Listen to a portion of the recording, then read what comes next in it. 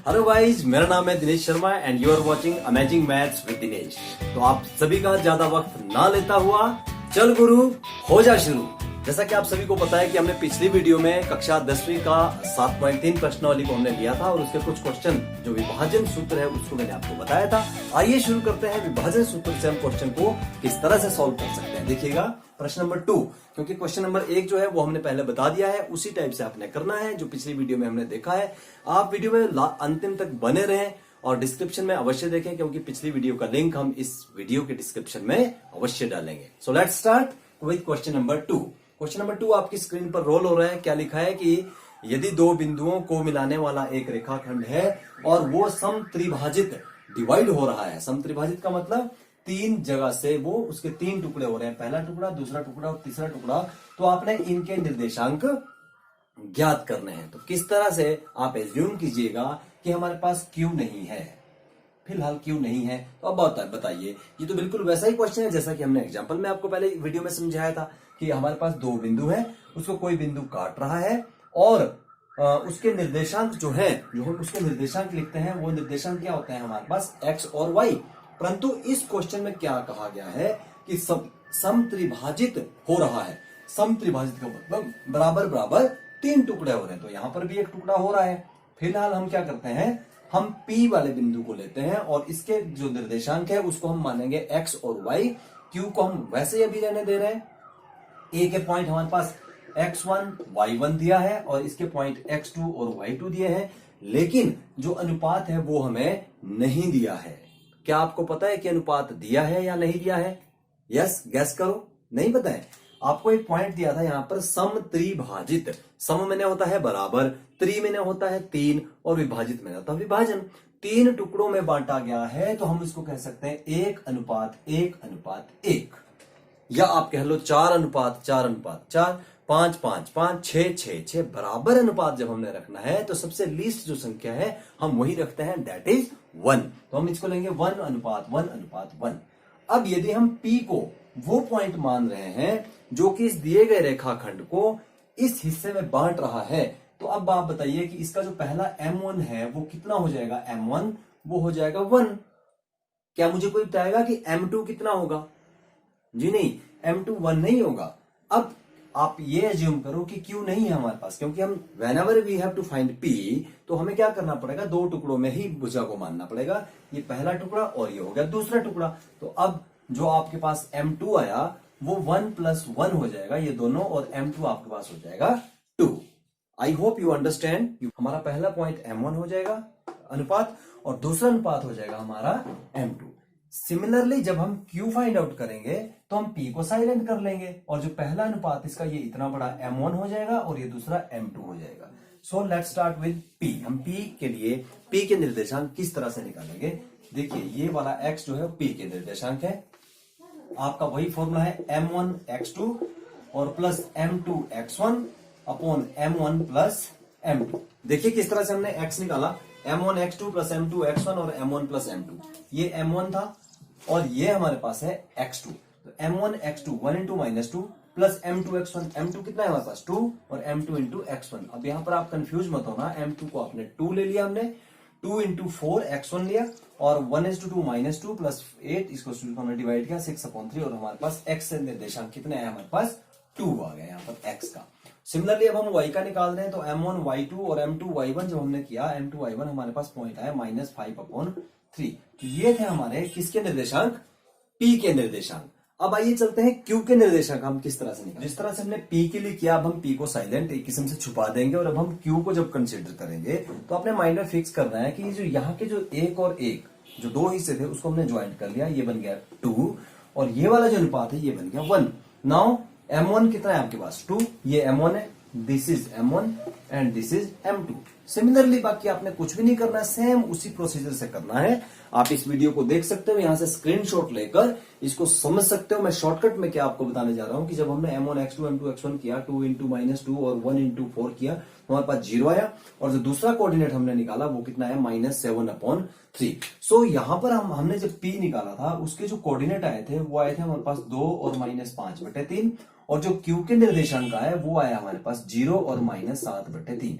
मतलब कहने का ये है कि ये वो दो निर्देशांक, दो बिंदु हैं जिन्होंने दिए गई लाइन को समत्रिभाजित किया, 3 हिस्सों में बांट दिया।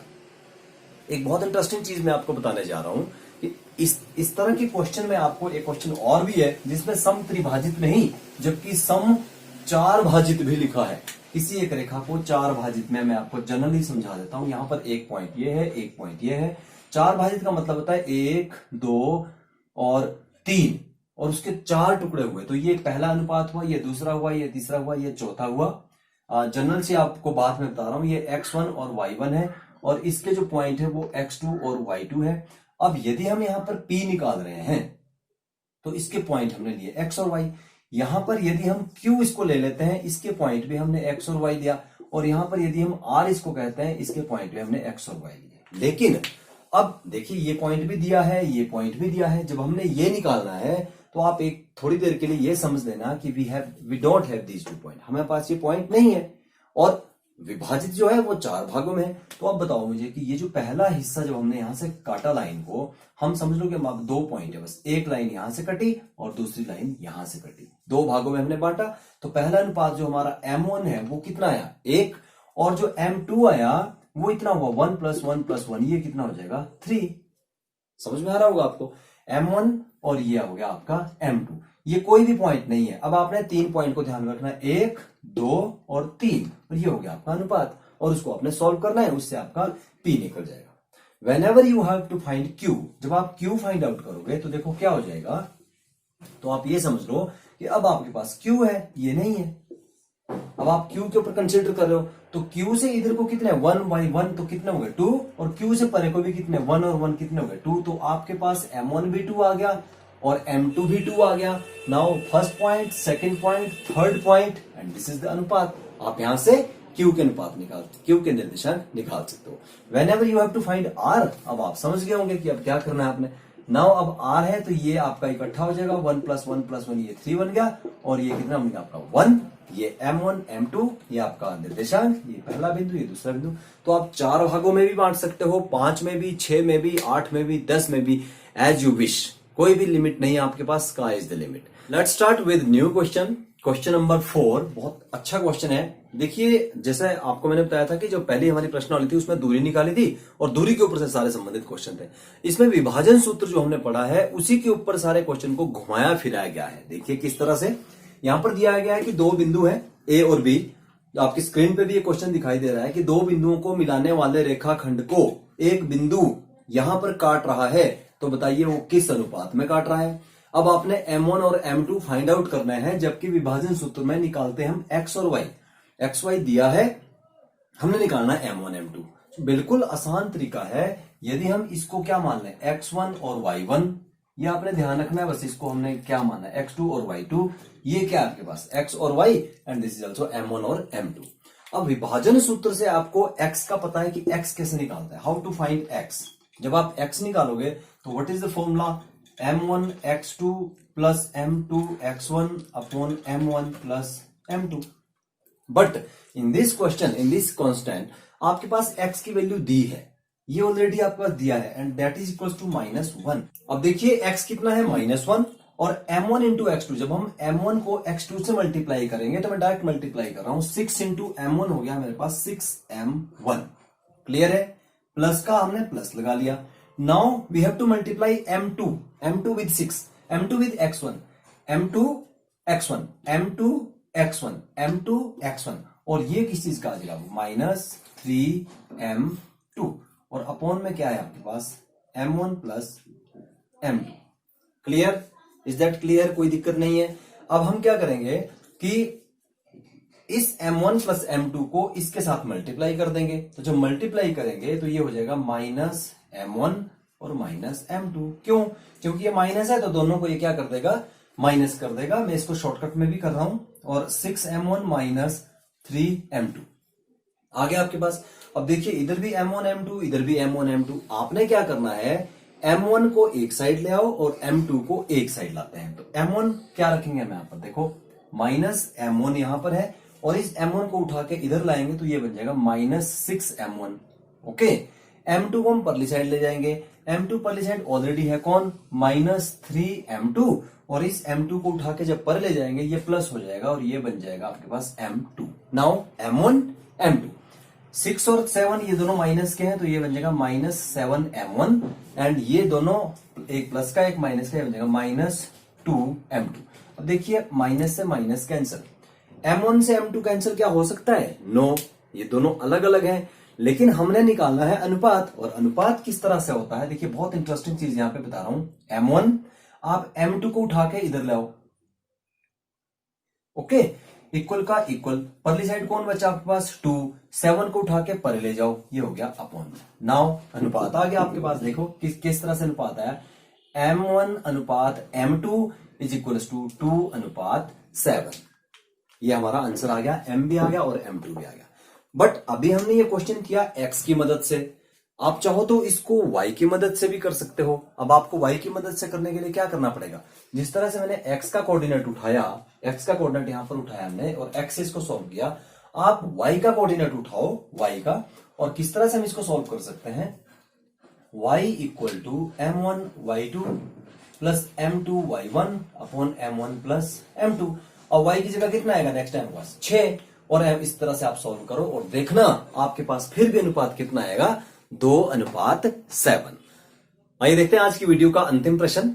बने रहिए आप इस वीडियो में अंतिम तक, क्योंकि आप बहुत अच्छी चीजें यहाँ पे सीखने वाले हैं आज इस चैनल में। क्वेश्चन क्या है, 5वां क्वेश्चन है कि दिए गए रेखाखंड को, जिसके कि 2 बिंदु ऑलरेडी दिए हैं, एक और बिंदु इसको काट रहा है, कहां पर काट रहा है, एक्स अक्ष पर काट रहा है, तो आपने इसका अनुपात ज्ञात करना है। अब देखिए यहां पर 2 डिफिकल्टीज होगी आपके पास। पहली डिफिकल्टी है कि एक्स अक्ष पर काट रहा है, तो ये पॉइंट नहीं दिए हैं कि वो कौन कौन से पॉइंट है जहां पे एक्स पे काट रहा है, इसके निर्देशांक नहीं दिए। और दूसरा हमने ये ज्ञात करना है कि M1 और M2 कौन है, हाउ वी विल फाइंड। अब आपने अपनी तीसरी आंख खोलनी है, और तीसरी आंख खोल के जो अमेजिंग मैथ्स में आपने सीखा है कि हम how to find a trick, कहां से हम क्या निकालेंगे। देखिए ये पॉइंट भी दिया है, ये पॉइंट भी दिया है, this is not given, this is not given, but this is given और नॉट गिवन। एक्स अक्ष, याद कीजिए 7वें प्रश्न वाले हमने पढ़ा था कि यदि एक्स अक्ष दिया हो तो देयर इज नो वाई अक्ष।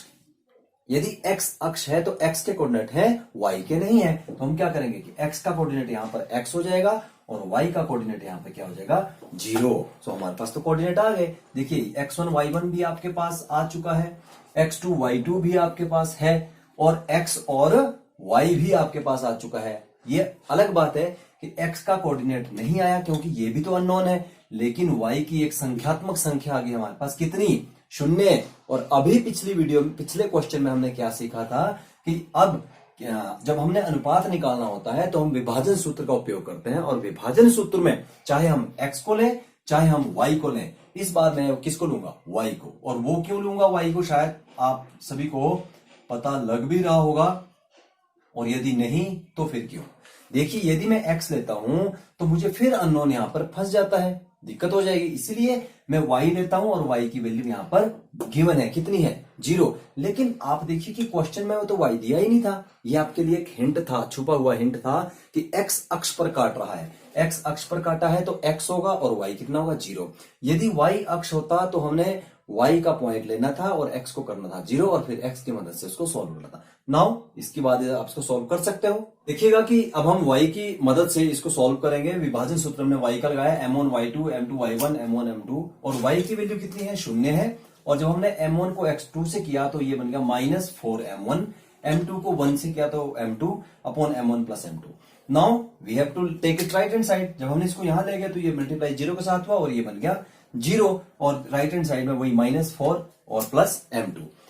M को हमने इधर लाना है, M2 को परे रखना है, तो M2 जब इधर लाया तो ये माइनस से क्या बन गया, प्लस हो गया, और यहां पर ये M2। अब M1 अपॉन M2, M1 के नीचे M2 को लाना है, और जब M2 करिए, this is very important step, ध्यान रखना है यहां पर। M2 जो हमने यहां से हटा दिया तो यहां पर बचा 1, और 4 को जब हम इधर ले गए तो 1 अपॉन 4। और अब आप देखिए कि M1 अपॉन M2 जो अनुपात था हमारा M1 और M2 का, वो कितना आ गया, 1:4, 1:4। So that's it about today's video. I hope you enjoyed this video, and please be subscribe, share, comments, and must watch. Thank you.